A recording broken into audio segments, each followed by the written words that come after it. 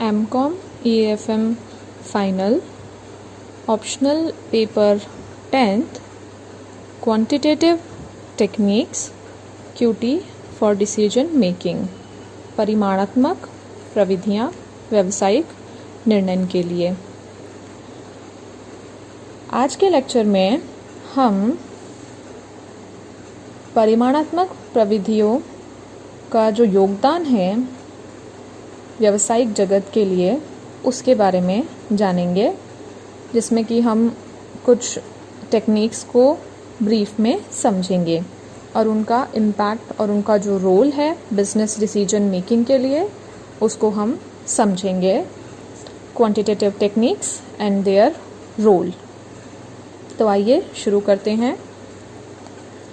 व्यावसायिक जगत में प्रभावपूर्ण निर्णय करने हेतु हम अनेक प्रकार की परिमाणात्मक प्रविधियों का उपयोग कर सकते हैं। ये प्रविधियाँ आधुनिक जगत में उपयोग किए जाने वाले क्रियात्मक अनुसंधान, ऑपरेशंस रिसर्च जैसी प्रक्रियाओं के माध्यम से माने जाते हैं। इनका वर्णन इस प्रकार है। रेखीय प्रोग्रामिंग, लीनियर प्रोग्रामिंग। रेखीय प्रोग्रामिंग वह गणितीय तकनीक है जिसके माध्यम से किसी उत्पादन अथवा व्यावसायिक संस्था में उपलब्ध साधनों का अधिकतम उपयोग संभव किया जाता है।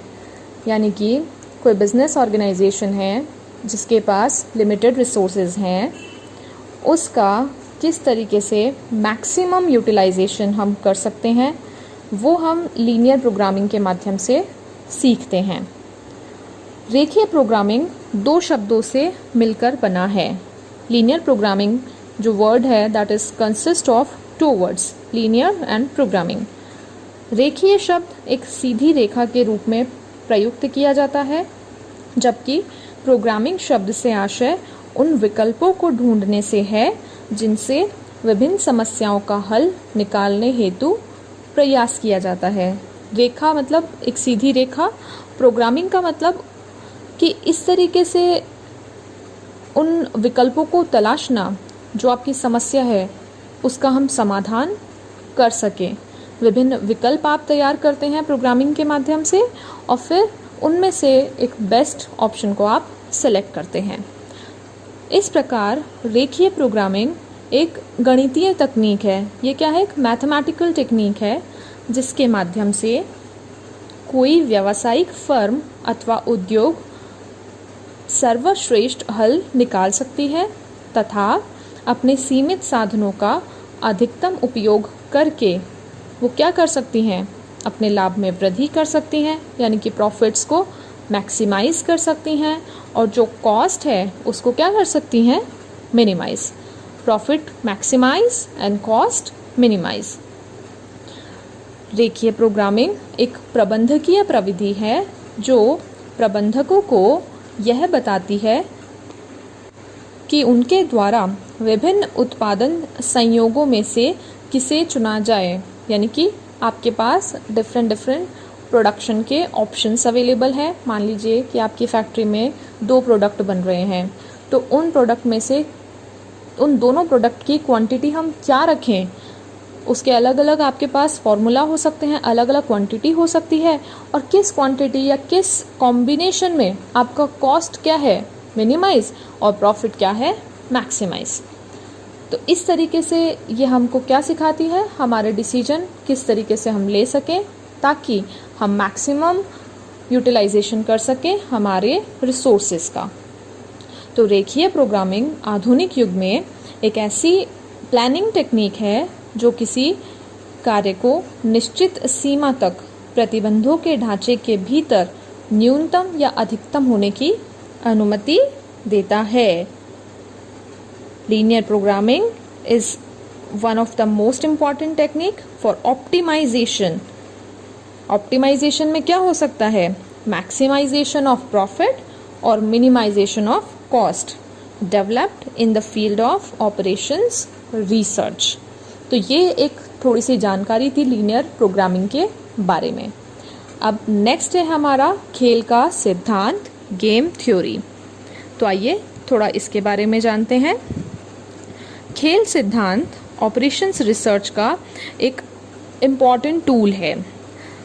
1944 में वॉन न्यूमन तथा मॉर्गनस्टर्न द्वारा परस्पर विरोधी स्थितियों वाली अनेक समस्याओं को हल करने का एक नवीन दृष्टिकोण प्रस्तुत किया था, जिसे उन्होंने अपनी प्रसिद्ध पुस्तक the theory of games and economic behaviour में खेल सिद्धांत कहकर पुकारा। खेल सिद्धांत यह प्रदर्शित करने का प्रयत्न करता है किसी व्यवसायी अथवा फर्म के लिए कार्य करने की सर्वश्रेष्ठ विधि कौन सी है। थोड़ा सा और समझते हैं इस चीज़ को कि जिस प्रकार एक खेल में दो प्रतिस्पर्धी होते हैं, ठीक उसी प्रकार खेल सिद्धांत में भी दो प्रतिद्वंदी खिलाड़ी होते हैं। इन खिलाड़ियों को हम दो व्यापारी मान सकते हैं, सरकार भी मान सकते हैं, श्रमिक मान सकते हैं, श्रमिक या प्रबंधक मान सकते हैं आदि कहकर पुकारा जा सकता है। इस सिद्धांत की यह मान्यता होती है कि दोनों पक्ष अपने हितों की रक्षा करने का प्रयास करते हैं। दोनों पक्ष क्या चाहते हैं कि वो उनके जो एम्स हैं, उनके जो ऑब्जेक्टिव्स हैं वो फुलफिल हो जाएं। जैसे कि हम गेम की बात करते हैं, गेम में दो ओपोनेंट्स हैं, दोनों क्या चाहते हैं, दोनों जीत जाएं। तो दोनों ही क्या करेंगे, अपनी अपनी स्ट्रैटेजी अप्लाई करेंगे और फिर वो खेल खेलते हैं।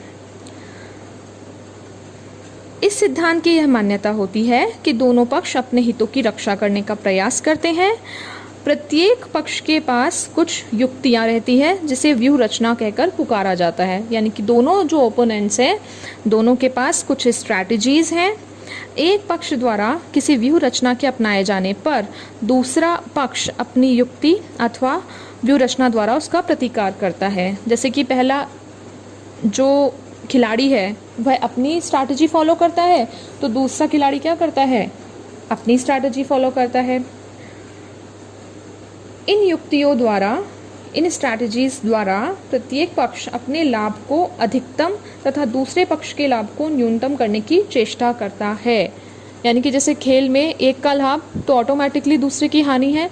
तो इसी में क्या होता है, जो प्रतिद्वंदी हैं वो इस तरीके से अपनी चालों को चलते हैं, स्ट्रैटेजीज को फॉलो करते हैं, ताकि स्वयं का जो लाभ है वो तो हम क्या करें, स्वयं का लाभ तो अधिकतम करें और जो दूसरे का लाभ है उसको क्या करें, न्यूनतम करें। जिस प्रकार खिलाड़ी सदैव अपने प्रतिद्वंदी की व्यूह रचना को नष्ट करता हुआ अपने लाभ को अधिकतम तथा अपनी हानि को न्यूनतम करने का प्रयास करता है एवं प्रतिद्वंदी के लाभ को न्यूनतम एवं हानि को अधिकतम करने का प्रयास करता है, ठीक उसी प्रकार प्रत्येक प्रबंधक अपने व्यवसाय में ऐसी परिस्थितियों का निर्माण करता है जिससे कि प्रतिस्पर्धी व्यक्ति अथवा समूह की व्यूह रचना के होते हुए भी अपने लाभ को अधिकतम तथा हानि को न्यूनतम कर सके। यानी कि अगर हम रियल वर्ल्ड में बात करें तो जो बिजनेसमैन्स होते हैं वो भी तो यही करते हैं। बिजनेसमैन के कॉम्पिटिटर्स होते हैं, कॉम्पिटिटर्स की डिफरेंट स्ट्रैटेजीज होती हैं। तो जो एक बिजनेसमैन है वो अपने कॉम्पिटिटर्स को ऑलवेज क्या करना चाहेगा, बीट करना चाहेगा, उनसे आगे रहना चाहेगा। तो वो किस तरीके से स्ट्रैटेजी को फॉलो करेगा, वो ऐसी स्ट्रैटेजी को फॉलो करेगा जिसमें उसका जो लाभ है वो तो क्या हो, अधिकतम हो। और अगर मान लीजिए किसी कारण से उसे हानि हो रही है तो वो हानि क्या हो, हानि न्यूनतम हो, मिनिमम हो। और अगर ओपोनेंट के केस में बात करें तो ओपोनेंट का जो प्रॉफिट है वो क्या हो, ओपोनेंट का प्रॉफिट कम हो और ओपोनेंट को जो हानि है इन टर्म्स ऑफ कस्टमर्स मान लीजिए, इन टर्म्स ऑफ प्रॉफिट मान लीजिए, वो क्या हो, मैक्सिमम हो। तो ये है हमारा गेम थ्योरी। इस गेम थ्योरी में भी हम व्यावसायिक जो समस्याएं हैं उनका एक मैथमेटिकल मॉडल बनाते हैं और फिर हम उसको सॉल्व करते हैं सो दैट कि आपका जो प्रॉफिट है वो मैक्सिमाइज हो जाए और जो लॉस है वो मिनिमम हो जाए। तो ये है हमारा गेम थ्योरी। जो नेक्स्ट थ्योरी है हमारा दैट इज़ वेटिंग लाइन और क्यूइंग थ्योरी, जिसे हिंदी में हम बोलते हैं प्रतीक्षा रेखा सिद्धांत। तो आइए अब इसके बारे में जानते हैं। प्रतीक्षा रेखा सिद्धांत भी क्रियात्मक अनुसंधान का एक महत्वपूर्ण टूल है, एक साधन है। इस सिद्धांत का उपयोग सेवा सुविधाओं की अनिश्चित मांग की पूर्ति का सर्वश्रेष्ठ हल निकालने तथा प्रतीक्षा के समय को न्यूनतम करने तथा कुल समय लागत में कमी करने के लिए किया जाता है। सिंपली अगर बात करें तो क्यूइंग थ्योरी, क्यू का मतलब क्या होता है? एक लाइन, एक पंक्ति। हम लाइन में कब खड़े होते हैं? जब हम किसी सर्विस लेने के लिए हम जा रहे हैं या फिर हमको कुछ चाहिए। जैसे मान लीजिए कि आप बैंक की लाइन में खड़े हैं या आप ट्रेन की टिकट के लिए लाइन में खड़े हैं, आप सिनेमा हॉल में लाइन के लिए खड़े हैं। तो ये क्यूइंग थ्योरी से हम क्या कर सकते हैं? क्यूइंग थ्योरी से हम जो लाइन में खड़े हैं उस समय को हम किस तरीके से मिनिमम कर सकें, यानी कि जो आपका सर्विस टाइम है उसको कैसे मिनिमम कर सकें, और जो काउंटर्स हमने लगा रखे हैं उन काउंटर्स की जो कॉस्ट है उसको भी हम कैसे मिनिमम कर सकें, सो दैट कि आपके पास काउंटर्स भी बैलेंस्ड हो और आपका जो वेटिंग टाइम है, जो क्यू में जो आपके कस्टमर्स हैं वेट कर रहे हैं, उनको भी प्रॉब्लम ना हो, वो भी जल्दी से जल्दी उनको अपनी सर्विसेज मिल जाएं। तो इस सिद्धांत का उपयोग किस लिए किया जाता है? बेसिकली जो सर्विसेज हम रेंडर करते हैं उसके लिए किया जाता है। क्यों करते हैं? ताकि हम जो प्रतीक्षा में जो समय है उसको मिनिमम कर सकें और जो कुल लागत है उसको भी हम क्या कर सकें? मिनिमम कर सकें। यह सिद्धांत इस मान्यता पर आधारित है कि मनुष्य उस ओर आकर्षित होते हैं जो सुगमता से उपलब्ध नहीं हो सकती हैं। जीवन के प्रत्येक क्षेत्र में प्रतीक्षा का बहुत महत्वपूर्ण स्थान है। प्रतिदिन हमें अनेक कार्यों में प्रतीक्षा की महत्ता के दर्शन होते हैं। फॉर एन एग्जाम्पल, मान लीजिए आपको मिल्क बूथ से मिल्क लेना है, बस अथवा रेल में यात्रा करने के लिए प्रतीक्षा करनी होती है, सिनेमा के टिकट लेने हैं, राशन आपको लेना है। तो इन सब चीज़ों के लिए हमें क्या करना होता है? लाइन लगाकर वेट करना होता है। अब जो वेट हम करते हैं वो ना तो ग्राहकों के हित में होता है और न ही प्रतीक्षा कराने वाले व्यापारियों अथवा व्यवसायियों के हित में। यानी कि देखिए, हम क्या सोचते हैं कि ये हमको सर्विस नहीं प्रोवाइड कर रहे हैं या हमको नहीं दे रहे हैं, दूसरों को दे रहे हैं। तो ऐसा नहीं है। जो आप शॉप पर हैं या फिर जहाँ पर भी हैं वो सबको सर्विसेज देना चाहते हैं, लेकिन उनकी लिमिटेशंस होती हैं तो वो सब तक नहीं पहुँचा सकते।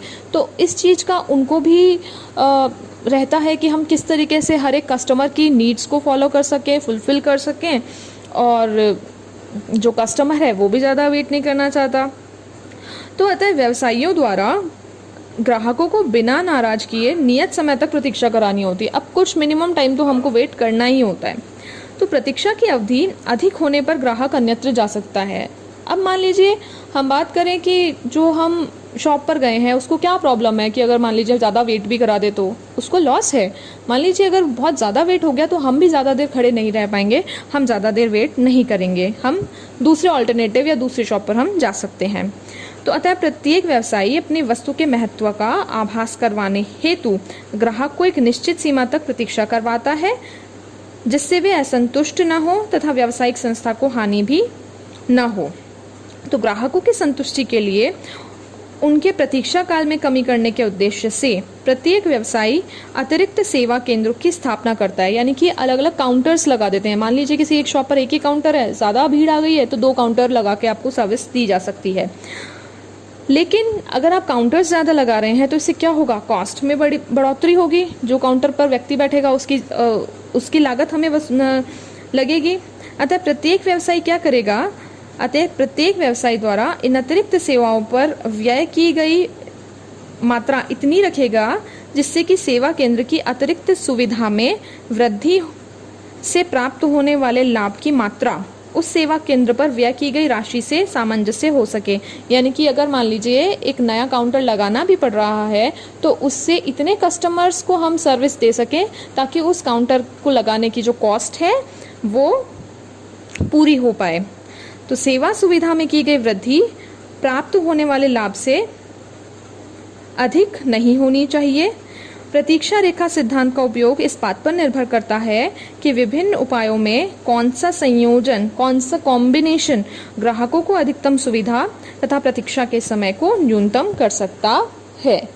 तो इस तरीके से आज हमने देखा क्वांटिटेटिव टेक्निक्स एंड उनका रोल, जिसमें कि हमने 3 इम्पॉर्टेंट टेक्निक्स पढ़ी। One is linear programming, second one is game theory and third one is waiting line और क्यूइंग थ्योरी। तो आज के लेक्चर में इतना ही। आगे की थ्योरीज और उनका रोल हम नेक्स्ट लेक्चर में पढ़ेंगे।